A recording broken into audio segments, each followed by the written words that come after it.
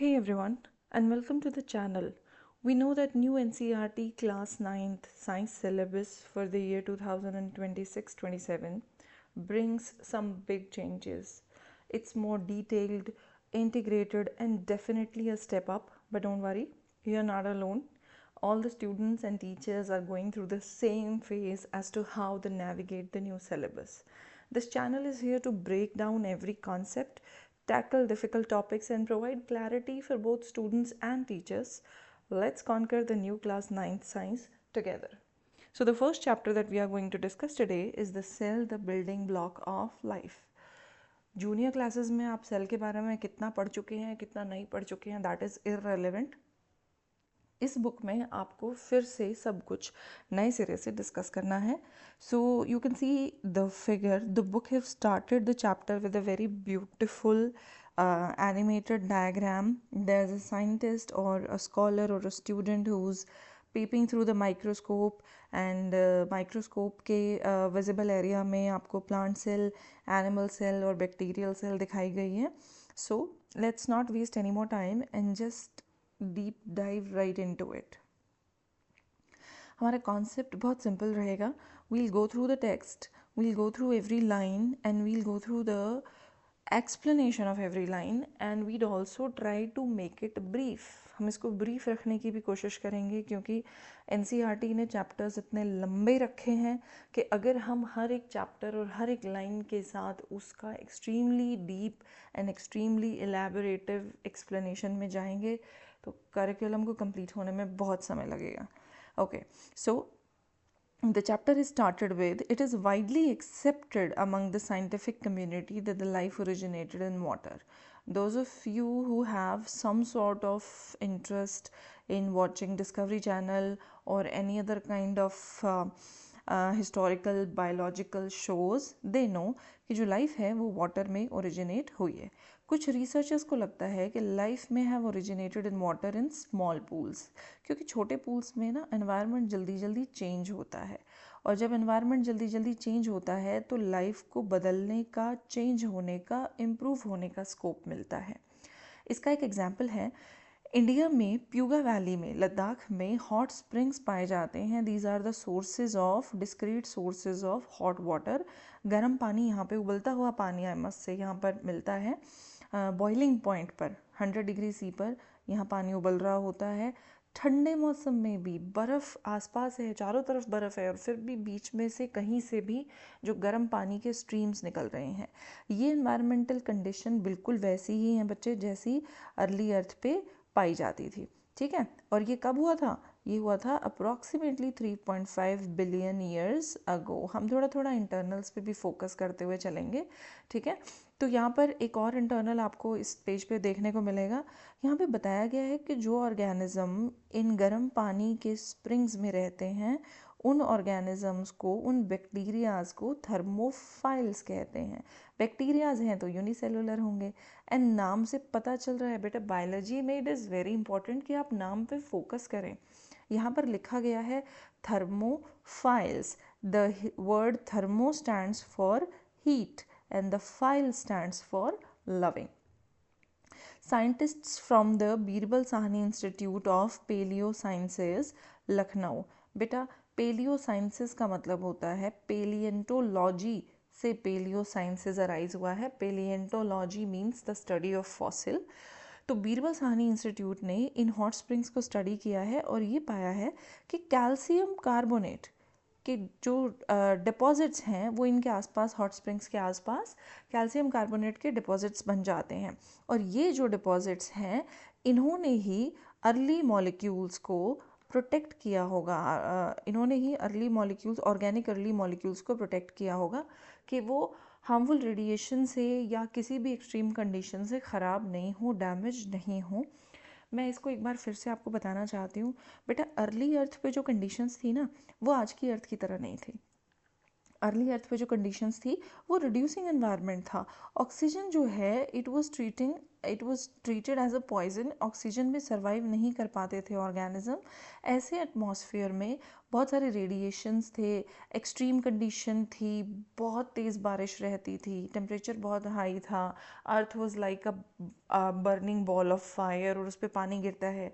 सोचो अपने पास कहीं पर आग लगी है तो आप अगर उस आग पे पानी डालते हैं तो कैसे धुआं और गैसेस निकलती हैं। तो सिमिलर एटमॉस्फेयर वहाँ था। ऐसे एटमॉस्फेयर में अगर कोई मॉलिक्यूल बेचारा लाइफ की शुरुआत करने की कोशिश करेगा भी सही तो डैमेज हो जाएगा रेडिएशन से या एक्सट्रीम कंडीशन से, टेम्परेचर की कंडीशन से, या जो भी गैशियस कंडीशन उस समय प्रेजेंट रही होंगी। लेकिन इस इंस्टीट्यूट के साइंटिस्ट्स ने ये पाया कि कैल्शियम कार्बोनेट का जो बिल्डअप है वो इन्हें प्रोटेक्ट करता है, और इससे ही बनी सबसे पहली प्रोटेक्टिव मेम्ब्रेन, वो बैरियर जो एक सेल को डिफाइन करता है। बेटा आप सेल का स्ट्रक्चर पढ़ेंगे, डिटेल स्ट्रक्चर पढ़ेंगे, सेल में काफ़ी कुछ है, ऑर्गेनेल्स हैं, साइटोसॉल है, मेम्ब्रेन्स है, काफ़ी कुछ है। लेकिन जब हम भी कोई भी हम सेल ड्रॉ करते हैं ना तो हम सबसे पहले से उसकी बाउंड्री बना देते हैं। फिर हम कहते हैं कि भाई जी यहाँ बीच में ना फ्लूइड है विच इज़ अ न्यूट्रिएंट्स का पूल, और इसमें कहीं पे न्यूक्लियस बनाएंगे, कहीं पे आप माइटोकॉन्ड्रिया बनाएंगे, कोई भी स्ट्रक्चर आप इसमें बनाएंगे ना तो सबसे पहले आप इसकी मेम्ब्रेन बनाएंगे, which is the prime requirement. किसी सेल को सेल होने के लिए प्राइम रिक्वायरमेंट ये है उसकी एक बाउंड्री होनी चाहिए। जितने भी लिविंग ऑर्गेनिजम्स हैं ये सेल के बने होते हैं बेटा। सबसे बेसिक लेवल जो है ऑर्गेनिज्म का वो सेल है।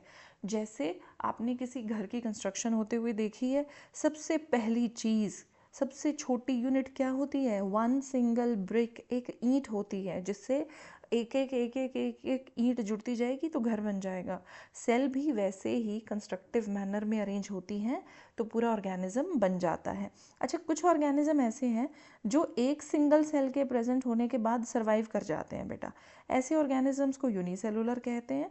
कुछ ऐसे हैं जो थोड़े कॉम्प्लेक्स हैं जैसे प्लांट्स, फिश, बर्ड्स, ह्यूमंस, इसमें मिलियंस ऑफ सेल्स प्रेजेंट होती हैं और इनको कहते हैं मल्टी सेल्यूलर ऑर्गेनिज्म। ठीक है, यहाँ पे we are coming across another question. यहाँ पर एक लाइन लिखी गई है कि a group of similar cells performing similar functions. एक ग्रुप ऑफ सेल जो एक जैसे फंक्शंस परफॉर्म करता है उसको टिश्यू कहते हैं। Tissue is one of the important definitions. अच्छा, क्या होता है ना, हमें कुछ बच्चों को लगता है कि मुझको तो ना कॉन्सेप्ट क्लैरिटी चाहिए, कुछ बच्चों को ये लगता है कि देखो मुझे आगे चल के बायो नहीं पढ़नी तो मुझे तो सिर्फ स्कोर करना है।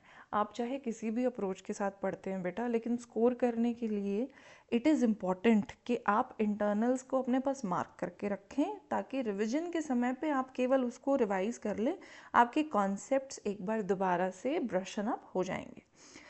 Different tissues are organized to form an organ और several organs work together they make an organ system. इसको ना बेटे, इसको बोलते हैं hierarchy. Hierarchy is the ascending और डिसेंडिंग ऑर्डर ऑफ कम्प्लेक्सिटी। ठीक है, तो हम इसमें पूरी लिस्ट जो है वो हम बना सकते हैं। कैसे बना सकते हैं? हम बोल सकते हैं सेल आए, सेल से टिश्यू आया, टिश्यू से ऑर्गन आया, ऑर्गन से ऑर्गन सिस्टम आया और ऑर्गन सिस्टम से ऑर्गेनिज्म आ जाएगा। यहाँ पर आपको ऑर्गन सिस्टम के कुछ एग्जाम्पल दिए गए हैं। ठीक है, ऑर्गन्स के, ऑर्गन सिस्टम्स के, जैसे नेज़ल पोर जो नाक के छेद होते हैं, फिर अंदर जो नाक में जगह होती है नेज़ल कैविटी, फिर अंदर जो सांस की नली होती है ट्रैकिया और लंग्स, ये सब मिलकर के एक सिंगल सिस्टम बनाते हैं बेटा, जिसे हम कहते हैं respiratory system. It helps us in the exchange of gases. हमारी जो भी गैशियस एक्सचेंज है, हम ऑक्सीजन को इनहेल करते हैं, हम CO2 को एक्सहेल आउट करते हैं, ये सारा का सारा हमारा रेस्पिरेटरी सिस्टम है। जब सेल्स ऑर्गेनाइज होती हैं टिश्यूज़ में, ऑर्गन्स में और ऑर्गन सिस्टम में, तब भी वो अपना अपना काम जो है वो ज़रूर करती हैं बेटा। इसीलिए हम उसको स्ट्रक्चरल एंड फंक्शनल यूनिट या फंडामेंटल यूनिट ऑफ लाइफ कहते हैं। ठीक है, अच्छा, तो हैरानी नहीं होती कि इतने बड़े बड़े इतने कॉम्प्लेक्स ऑर्गेनिजम्स बनाए हैं फिर भी इतनी छोटी सेल ने इतनी सारी एक्टिविटीज़ कैसे कर लेती हैं? और अगर मिलियंस ऑफ सेल्स हैं हमारी बॉडी में तो एक दूसरे से कम्युनिकेट कैसे कर लेती हैं?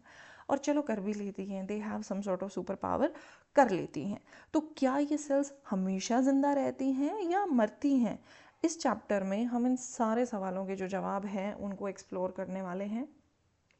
इस बुक में I must say the diagrams are better, there are coloured diagrams, there are clearly outlined and nicely, I should say, resolution बहुत अच्छा है पिक्चर्स का। अगर आप इन डायग्राम्स को देखो तो जो लेवल ऑफ क्लैरिटी है पिछली किताब की बजाय इस किताब में इन डायग्राम्स को देख करके you will have a better clarity about the structures. तो स्टडी कैसे करते हैं हम सेल को? जो हमारी ह्यूमन आई है वो क्या करती है, दो ऑब्जेक्ट्स को सेपरेट और डिस्टिंक्ट देख पाती है। हम इस एबिलिटी को क्या बोलते हैं? मान लो आपने पेपर पे जो है वो दो डॉट्स लगा दी, एक डॉट आपने यहाँ लगा दी और एक डॉट इसके ठीक बगल में आपने यहाँ लगा दी, ठीक है। आप ये टाइनी डॉट्स आपने ड्रॉ कर दी हैं। अब ये जो डॉट्स है, ये जो पेपर है, आप इसको अपने नज़दीक लाते जाओगे, एक पॉइंट ऐसा आएगा बेटे कि आप इनको अलग अलग देख नहीं पाओगे, ठीक है। एक पॉइंट ऐसा आएगा जब आपका विजन ब्लर होने लगेगा और आप इन दोनों डॉट्स को सेपरेट नहीं कर पाओगे। अगर मान लो आपने एक पेपर लिया, उससे अगले पेपर पे आपने दो डॉट्स को और ज़्यादा क्लोज लगा दिया, आप गैप कम करते जाओ, एक पॉइंट ऐसा आएगा आप उसके बाद इन दोनों को अलग अलग नहीं देख पाओगे, आपको लगेगा कि दिस इज सिंगल डॉट, ठीक है। तो ये 25 centimetre when viewed from about 25 centimetre near point can be seen as distinct, otherwise they appear as a single point. इसको हमारी लिमिट ऑफ रेजोल्यूशन कहते हैं। 0.1 मिलीमीटर तक अगर गैप है हम उसे अलग अलग देख पाएंगे, उससे कम गैप है हमें लगेगा सिंगल डॉट है। So this is known as the limit of resolution. This is another important question.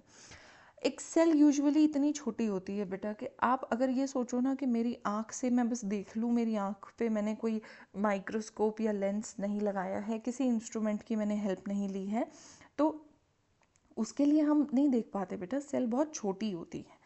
इससे एक इम्पॉर्टेंट क्वेश्चन अराइज होता है, how have cells biologist studied the structure and function of cells, जो कि हमारी लिमिट ऑफ रेजोल्यूशन से छोटी हैं।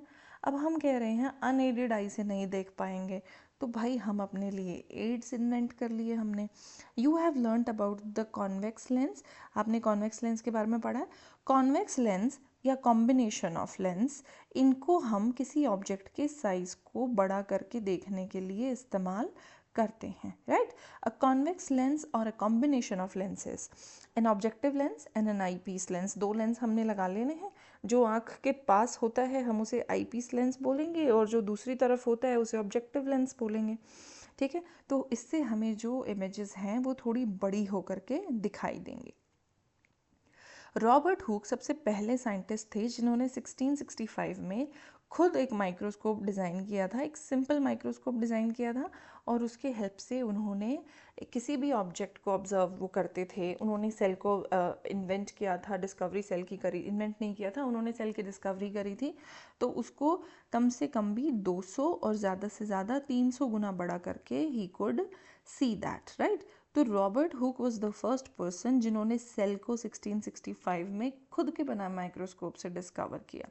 वो क्या कर रहे थे, पहले ना बॉटल्स पे मेटल के ढक्कन लगने की बजाय बॉटल्स के ओपनिंग्स में वुडन कॉर्क्स डाले जाते थे बेटा, ठीक है, ताकि हवा बॉटल्स में ना जाए। ऐसे ही एक कॉर्क की पतली स्लाइस उन्होंने काटी थी और वो उसको ऑब्जर्व कर रहे थे, तो उसको उसमें छोटे छोटे कंपार्टमेंट्स नज़र आए बेटा, जिसको उन्होंने सेल का नाम दिया।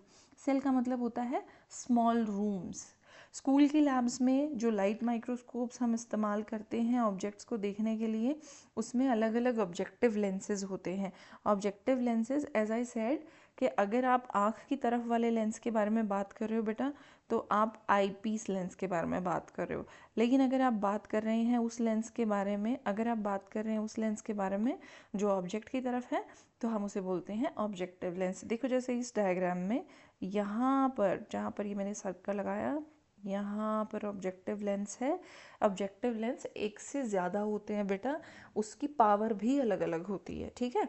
जैसे यहाँ पे लिखा हुआ है 10x और 40x, ठीक है। एक्स लाइट माइक्रोस्कोप के स्ट्रक्चर को एक बार देख लेते हैं बेटा। बेस क्लियर है, माइक्रोस्कोप का बेस है। हैंडल भी क्लियर होगा, उसको पकड़ने के लिए हम उसको इस्तेमाल करते हैं, ठीक है। अच्छा, यहाँ आई पीस है, आई पीस हमने बताया आपको वो लेंस जिसके थ्रू हम देखते हैं। अच्छा, ऊपर लिखा हुआ था, ऊपर वाले पेज पे लिखा हुआ था कॉम्बिनेशन ऑफ लेंसेज, तो एक आई पीस और एक ऑब्जेक्टिव लेंस, इन दोनों को इस बॉडी ट्यूब के दोनों किनारों पे, एक को यहाँ लगा दिया, एक को यहाँ लगा दिया, तो हम ऑब्जेक्ट्स को मैग्नीफाई करके देख रहे हैं। यहाँ नीचे की तरफ एक स्ट्रक्चर है जिसे हम स्टेज कहते हैं। स्टेज वो स्ट्रक्चर है बेटा, स्टेज वो स्ट्रक्चर है जहाँ पर हम अपनी माइक्रोस्कोपिक स्लाइड को यहाँ पर रखते हैं, राइट। उसके बाद क्या क्या रह गया इसमें, इसमें रह गया नीचे mirror. Mirror is used to capture the light. हम माइक्रोस्कोप को ऐसे अरेंज करते हैं बेटा, हम इसे जहाँ भी रखेंगे हम इसे ऐसी जगह पे रखेंगे कि लाइट जो है वो ऐसे मिरर पे फॉल करे और रिफ्लेक्ट होके ऊपर यहाँ बॉडी ट्यूब से ऐसे देखने वाले की आँखों तक पहुँचे, ताकि क्लैरिटी से ऑब्जेक्ट नज़र आए। अपार्ट फ्रॉम दिस हमारे पास हैं दो एडजस्टमेंट के नॉब्स बेटा, एक को हम कहते हैं कोर्स एडजस्टमेंट और एक को हम कहते हैं फाइन एडजस्टमेंट। ये ऊपर वाला कोर्स एडजस्टमेंट नॉब होता है, ठीक है। मेजर एडजस्टमेंट्स हम स्लाइड से अपने लेंस को कम दूर या ज़्यादा दूर करने के लिए कोर्स एडजस्टमेंट नॉब का इस्तेमाल करते हैं। कई बार क्या होता है ना, मेरी आँखों की पावर और आपकी आँखों की पावर में थोड़ा बहुत फ़र्क हो सकता है। हम में से कोई चश्मा लगाता हो, हमने आपको स्लाइड सेट करके दी और आपकी आई पावर हमारी आई पावर से अलग है, आप देख ही नहीं पा रहे हो। तो जो बहुत ही माइनर सी एडजस्टमेंट है उनके लिए हम फाइन एडजस्टमेंट नॉब को यूज़ करते हैं, right. So coming back to कि ऑब्जेक्टिव लेंस जो हैं वो 10x हो सकता है, 40x हो सकता है। मैग्नीफिकेशन हमें बेटर चाहिए ना, और रेजोल्यूशन भी बेटर चाहिए विजिबल लाइट में। एक डिफरेंट पार्ट्स ऑफ माइक्रोस्कोप हमने आपको एक्सप्लेन कर दिए, आपके स्कूल के लैब में होंगे। आप फाइन स्ट्रक्चर्स और वेरियस मटेरियल्स को ऑब्जर्व करने के लिए माइक्रोस्कोप को यूज़ करते हैं। माइक्रोस्कोप के नीचे आपको एक ऑब्जेक्ट की मैग्नीफाइड इमेज दिखाई देगी। You will have an enlarged image जिस भी ऑब्जेक्ट को आप देखेंगे, ओके। जो हम लैब्स में, स्कूल के लैब्स में इस्तेमाल करते हैं वो लाइट माइक्रोस्कोप होता है। लेकिन यहाँ नीचे एक बहुत सुंदर फोटो दी गई है, एन इलेक्ट्रॉन माइक्रोस्कोप। बेटा ये बहुत सोफिस्टिकेटेड माइक्रोस्कोप्स है, बहुत अच्छी बड़ी स्टैंडर्ड की लैब्स में अवेलेबल होता है। Apart from light microscope, scientist powerful electron microscopes को भी इस्तेमाल करते हैं, और ये माइक्रोस्कोप सेल की छोटी से छोटी डिटेल की भी पोल खोल सकते हैं। ये इंस्ट्रूमेंट्स बीम ऑफ इलेक्ट्रॉन्स को इस्तेमाल करते हैं बेटा। हम लाइट की रे अपने माइक्रोस्कोप के मिरर पे फॉल कराते हैं, उसके वजह से फिर हमें अपनी स्लाइड दिखाई देती है। यहाँ हम लाइट नहीं, बीम ऑफ इलेक्ट्रॉन्स इस्तेमाल करते हैं, हमें बहुत ज़्यादा मैग्नीफाइड इमेज मिलती है, ठीक है। और जो हमारी सेल का स्ट्रक्चर है वो नैनोमीटर के स्केल पे जाता है। नैनोमीटर कितना होता है? नैनोमीटर होता है 1 मीटर के 1 बिलियन टुकड़े कर दो तो वो 1 billionth part of 1 metre is 1 nanometer. Now, this book is highly activity based, and this is the one thing that I have really appreciated about this book. Activity based है तो activities perform करके बच्चों को थोड़ी सी clarity ज़्यादा आ जाएगी। learning by doing वाला concept है। So activity 2.1 देखते हैं।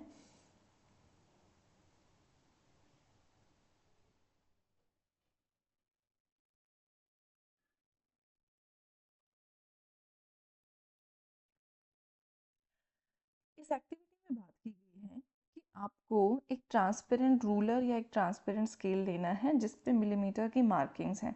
तो डेफिनेटली हम कुछ ना कुछ मेजरमेंट करने के बारे में बात कर रहे हैं, ठीक है। आप जब माइक्रोस्कोप में देखते हैं ना बेटा, तो आपको एक सर्कुलर विजिबल फील्ड दिखाई देता है। जहाँ हमने चैप्टर की शुरुआत की थी ना, वहाँ ये पिक्चर देखिए। इस पिक्चर में ये जो स्कॉलर है माइक्रोस्कोप में झांक रहा है बेटे, तो माइक्रोस्कोप में नीचे इनको इस तरीके से एक विजिबल फील्ड जो है, ये देख रहे हो, ये गोल विजिबल फील्ड जो दिखाई दे रहा है माइक्रोस्कोप में, ये कैसा विजिबल फील्ड जो है वो दिखाई देता है। तो एक्टिविटी में क्या बोला गया है, वील रीड इट थ्रू। पर एक्टिविटी में बोला गया है कि ये जो विजिबल फील्ड है ना, यहाँ पर आप अपना स्केल ऐसे रख लीजिए कि आप इसके डायमीटर को मेजर कर पाएँ, ठीक है, I will further read it. आपको यहाँ मैंने एक बारी ये जो लाइन लगाई है ये बिल्कुल वहाँ लगाई है जहाँ हम अपना स्केल या रूलर रख के मेजरमेंट करने वाले हैं। आपको रूलर को माइक्रोस्कोप के स्टेज पे रखना है और इसको आपको ध्यान से देखना है, एडजस्टमेंट नॉब के थ्रू ऑब्जर्व करना है कि जो डायामीटर है वो मेजर हो जाए इससे। आप इसके डायामीटर को, क्योंकि बेटा आपका जो स्केल है उस पे जो मार्किंग है वो मिलीमीटर की है, पर सेल बहुत छोटी होती है, तो आपने मिलीमीटर में मापा उसको, मान लो 5 मिलीमीटर मेजरमेंट आई, आप उसको माइक्रोमीटर में बदल देंगे बेटा। माइक्रोमीटर में बदलने के लिए आपको उसको 1000 से मल्टीप्लाई करना पड़ेगा, ठीक है। आप उसको 1000 से मल्टीप्लाई क्यों कर रहे हो? आप उसको 1000 से मल्टीप्लाई इसलिए कर रहे हो because 1 millimetre is equal to 1, okay I am out of the field, microscope के फील्ड की बात कर रहे हैं मैडम, फील्ड से बाहर हो गई हैं। ओके, हम इसे यहाँ लिखते हैं। हमको इसको 1000 से मल्टीप्लाई इसलिए करना है बेटा क्योंकि 1 millimetre is equals to 1000 micrometre, ठीक है। तो आपके पास 5 मिलीमीटर है तो 5000 माइक्रोमीटर हो गया, ठीक है। अब आप इस रूलर को हटा लें और इसकी जगह पे एक अनियन पील की स्लाइड रखें। आपने जूनियर क्लासेस में ये शायद स्लाइड बनाई होगी, नहीं बनाई होगी, तो हमने जो क्यूरियोसिटी वाला कंटेंट डाला है उसमें इसका प्रोटोकॉल दिया गया है कि अनियन पील की स्लाइड कैसे बनानी। आप स्लाइड पे फोकस करें और नंबर ऑफ सेल गिन लें। आप कहाँ पर गिननी है? आपको डायमीटर के साथ साथ गिननी है। मान लो आपने ये जो अपना स्केल था वो ये विजिबल फील्ड हो गया, आपका गोल विजिबल फील्ड हो गया, इसमें आपने ऐसे रूलर अपना रखा था। इस रूलर के बिल्कुल अलाइन करती हुई जो आपकी सेल्स होंगी ना बेटा, जैसे इसमें 3 ही बन पाई मेरे से सिर्फ, तो आप इस रूलर के साथ जितनी सेल अलाइन करती है ना एक सिंगल लाइन में, आप उन सबको गिन लो, ठीक है। उन सबको गिनने के बाद हम फॉर्मूले में उसकी वैल्यू रखेंगे और हमें उसका साइज़ पता चल जाएगा। जैसे यहाँ पे इन्होंने एक एग्जांपल लिया हुआ है कि मान लो आपका जो विजिबल फील्ड का डायमीटर था, अभी हमने पीछे डिस्कस किया था 5000 माइक्रोमीटर आया था, और मान लो जो एक लाइन में अलोंग द डायमीटर सेल थी वो हमने काउंट करी तो वो 25 सेल थी। तो जब आप डायमीटर ऑफ विजिबल फील्ड को नंबर ऑफ सेल से डिवाइड करेंगे आपको estimated size of onion peel cell आ जाएगा, जो according to this activity this assumption 200 micrometer आया। तो इसके हिसाब से एस्टिमेटेड साइज 200 माइक्रोमीटर हो गया। तो लाइट माइक्रोस्कोप ने, सोचो आप जो देख रहे हो वो तो मैग्नीफाई करके देख रहे हो ना, आपको जो दिख रहा है वो तो मैग्नीफाइड दिख रहा है, आपको दिख रहा है 200 micrometre. How much does a light microscope magnify this cell? Total magnification एक माइक्रोस्कोप की डिपेंड करती है उसके आईपीस और उसके ऑब्जेक्टिव लेंस की अलग अलग पावर कितनी है। अगर दोनों की ही मैग्नीफिकेशन पावर 10x है और टोटल मैग्नीफिकेशन फिर 100x हो जाएगी बेटा। इसका मतलब जो सेल आपको 200 माइक्रोमीटर यहाँ पर लग रही है वो अपने एक्चुअल साइज से 100 गुना बड़ी दिख रही है आपको। तो माइक्रोस्कोप बहुत छोटे स्ट्रक्चर्स को बहुत बड़ा करके और बहुत क्लियरली दिखाने में हमें हेल्प करता है। और इतने सालों से साइंटिस्ट्स ने क्या किया है, रिसर्च किया है, डेवलपमेंट किया है और माइक्रोस्कोप को इम्प्रूव करने में हेल्प किया है। क्या क्या प्रॉपर्टी हमें माइक्रोस्कोप की, now this is an important question, this could be an internal, this could be a very important 2 mark question, कि माइक्रोस्कोपी को इम्प्रूव करने के लिए माइक्रोस्कोप के कौन से 3 प्रॉपर्टीज़ पे हमें ध्यान देना है? रिजोल्यूशन, रिजोल्यूशन इज़ क्लैरिटी, आपको एक जगह से दूसरी जगह या एक पॉइंट से दूसरा पॉइंट कितनी क्लियरली दिख रहा है। सेकेंड प्रॉपर्टी इज़ कंट्रास्ट, आप 2 स्ट्रक्चर या 2 मॉलिक्यूल देख रहे हो तो उनकी विजिबिलिटी, उनकी ब्राइटनेस में या किसी ऑब्जेक्ट के अलग अलग पार्ट्स की ब्राइटनेस में फ़र्क दिखना चाहिए। और तीसरी प्रॉपर्टी क्या है? मैग्नीफिकेशन। अगर इन तीनों पे काम किया जाए तो हमको माइक्रोबियल या माइक्रोस्कोपिक चीज़ों को देखने में बहुत आसानी रहेगी, ठीक है। यहाँ पे जो फिगर दिया गया है ना, इसमें कोलोकेशिया लीफ को स्कैनिंग इलेक्ट्रॉन माइक्रोस्कोप के नीचे देखे जा रहा है, ठीक है। इलेक्ट्रॉन माइक्रोग्राफ, जो फोटो इलेक्ट्रॉन माइक्रोस्कोप से ली जाएगी उसे बोलेंगे electron micrograph of lower surface of a colocasia leaf showing stomata. ये जो डायग्राम में दिख रहे हैं आपको, ये यहाँ पे ये दिख रहे हैं स्टोमेटा कोलोकेशिया लीफ की। कोलोकेशिया बेटा वो सब्जी होती है, हम घरों में बनाते हैं, अरबी बोलते हैं उसको, ठीक है, colocasia leaf. This was the first portion of this chapter, जहाँ पे हमने इंट्रो और माइक्रोस्कोपिक एस्पेक्ट के बारे में बात की। आपको बेटा पूरे चैप्टर को डिफरेंट डिफरेंट पार्ट्स में ब्रेक करके पढ़ना है। अब सेकंड में आ जाएगा स्ट्रक्चर ऑफ सेल में सेल मेम्ब्रेन, बाउंड्रीज पढ़ेंगे बेटा, सेल मेम्ब्रेन पढ़ लेंगे। सेल मेम्ब्रेन के स्ट्रक्चर्स, एक्टिविटीज़ एंड मॉडल्स पढ़ने के बाद फिर हम आ जाएंगे सेल वॉल पे बेटे। सेल वॉल का कॉम्पोजिशन पढ़ेंगे, सेल वॉल कैसे काम करती है। फिर हम आ जाएंगे सेल के इंटीरियर में, जैसे ये आपके पास एक सेल का डायग्राम गिवन है, plant cell, animal cell, bacterial cell. आप देखेंगे all of these cells have a boundary. ये इधर बैक्टीरियल सेल की बाउंड्री है, ये प्लांट सेल की वॉल है, मेम्ब्रेन है, ये एनिमल सेल की मेम्ब्रेन है। इसके अंदर का ये जो पूरा कंटेंट आप देख रहे हो, ये होता है सेल का इंटीरियर। बाउंड्री को पढ़ने के बाद आप इंटीरियर के जो जो भी मेंबर्स हैं उनको पढ़ेंगे, ठीक है। ये जितने पेजेस आगे मैं स्क्रॉल कर रही हूँ, all of these pages are the interior of the cell, right. जब हम सेल का इंटीरियर पढ़ चुके होंगे, उसके बाद फिर हम आ जाएंगे सेल की डिवीजन पे। नॉर्मल सेल्स कैसे ग्रो करती हैं, कैसे डिवाइड करती हैं, राइट। फिर सेल डिवीजन के कुछ बहुत ब्यूटीफुल डायग्राम्स गिवन हैं। फिर हम आ जाएंगे सेल थ्योरी पे, और फिर हम आ जाएंगे आपकी बैक एक्सरसाइज पे। So I think this chapter would take approximately 7 sessions। अगर आपको सिर्फ और सिर्फ टेक्स्ट को क्लैरिटी के साथ पढ़ना है तो बेटा 7 सेशंस जाएंगे इस चैप्टर के। लेसर देन दैट कुछ ना कुछ रह जाएगा, कुछ ना कुछ इग्नोर हो जाएगा, and ignorance is not good for your score, right. I will meet you in my next class where I will discuss about the cell boundaries, cell membrane and cell wall. Till then, have this book. If you do not have the paperback version of the book, आपके पास यदि hard copy नहीं है तो आप इसको NCERT की website से download कर सकते हैं बेटा। बुक वहाँ पे अवेलेबल हो चुकी है। आप इसके प्रिंट आउट्स निकलवा करके उसे बाइंड करा के अपने पास रख सकते हैं, अगर आपके आसपास बुक वेंडर्स जो हैं वो बुक अवेलेबल नहीं करवा पा रहे हैं, right. I will see you in my next class. Till then please keep revising it and see you, keep studying.